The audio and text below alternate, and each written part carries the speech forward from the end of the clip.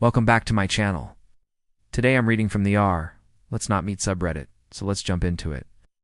I got a text from an unknown number that said I'm in the walls. I was 21 years old at the time and living in a city apartment with 3 roommates. My parents lived about 2 hours away, and I didn't have much money, so I didn't go home often. But when I did, they would always welcome me with open arms and a hot meal.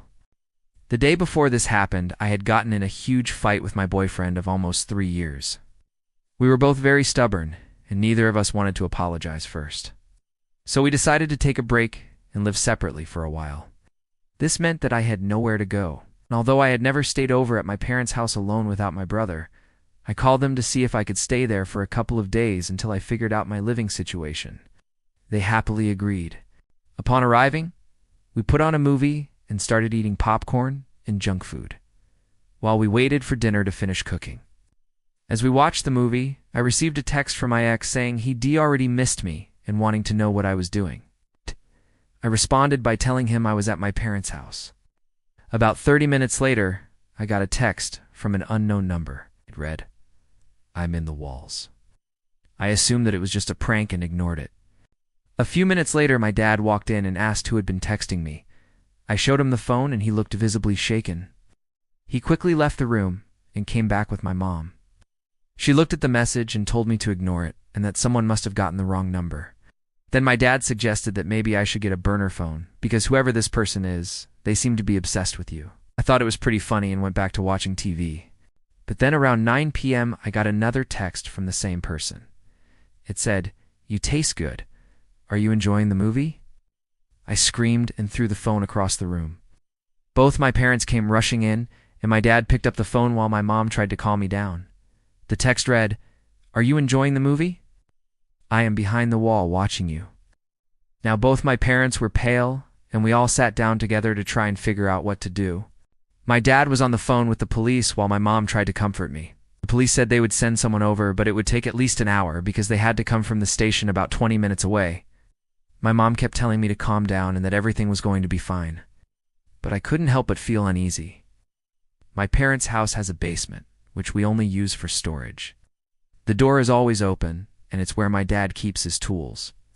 The walls are made of concrete, and there isn't any insulation. Their house was built around an old quarry, so the walls are very thick. As I was sitting there waiting for the cops, I remembered that my ex had mentioned to me before that he knew my parents had a basement. But how could he have known that they would let me stay over there? Was this some kind of coincidence, or was he trying to find me? Had he told one of his friends where I would be staying? I started to cry and hugged my mom. I don't remember what she said exactly, but she soothed me and told me that the police were on their way and that they would protect me. After about 45 minutes, 2 police officers arrived at our house. One was a young, skinny guy, and the other was older and bigger. Both of them were very nice and seemed to genuinely care about me. They searched the entire house, including the basement, but they found nothing.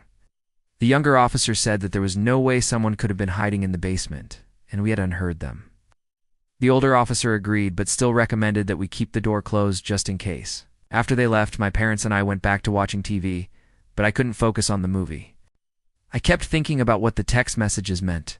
I told my parents that I didn't want to stay there anymore.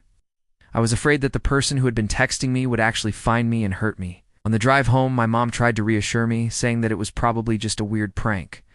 When we got home, I quickly locked the front door and turned on all the lights, even left the TV on all night, so that there would be some noise. I slept on the couch in the living room instead of my bed, and every time I heard a creak in the house, I jumped and stared at the walls. At one point during the night, I got up to use the bathroom, and I swear I saw something dark move across the wall in the corner of my eye. I told myself it was just a shadow and went back to watching TV. In the morning after, of course not sleeping at all, I told my parents I needed to go to the store to get some supplies for the week. Normally, I would have been happy to have an excuse to leave the house, but I was too afraid to go anywhere alone. On the walk to the store, I kept looking over my shoulder as if someone was following me. Once I got home, I told my parents I wasn't going to be home for a while, because I was afraid of what might happen if I wasn't there. A few days passed and I was staying at a friend's house. During that time, I told my parents I didn't want to talk about the incident anymore and I didn't want them to try to protect me. I was scared and confused, and I felt like no one could understand what I was going through. I also stopped answering messages and calls from my ex. Didn't want to speak to anyone that had access to this information. One day when I was at my friend's house, I got a call from the police. They told me that they had finally caught the person who had sent me those messages. Apparently, they traced the phone S signal and discovered that my ex had been using a friend. S phone N had somehow convinced them to send those messages to me. I was shocked and immediately broke down crying. I didn't know that he would stoop that low. I ended the call with the police and immediately called my parents to tell them what had happened. I remember screaming at them and cursing at them. I told them that they had put me in danger and that they had no right to keep secrets from me. Of course, they didn't mean to hide anything from me. They were trying to protect me. But in that moment, I didn't understand that. My mom eventually picked up the phone and she sounded very sad. She told me that she was sorry and that she didn't know what to say. She told me to calm down and that I should go to the police station to make a report. I did, but I'm not sure if anything actually came of it. I don't remember what the police said or what I said. All I remember is feeling numb. I know that some people might think I overreacted, but I was genuinely terrified. I truly believed that there was someone out there who knew where I lived and was planning to hurt me. Even though it ended up being a big misunderstanding, I still couldn't help but wonder how I would have reacted if the police had actually found someone in the basement. That was the end of the story. If you like this kind of content, please subscribe. If not, that's perfectly fine. Just remember, you're amazing. Have a great day.